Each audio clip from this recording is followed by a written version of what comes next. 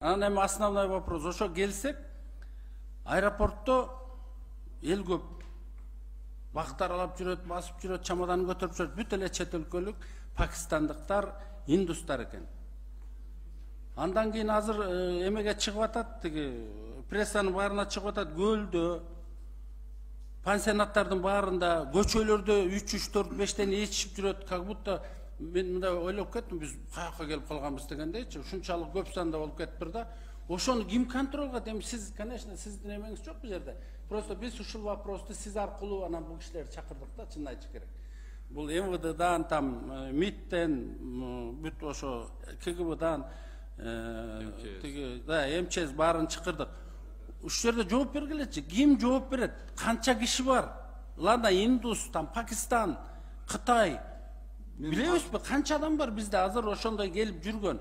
Мына обсервация деп айтып атышат, мен түшүнсөм, обсервация, аэропортто обсервация үчүн пакистандыктарды ушул жерге калтырып койдук деп.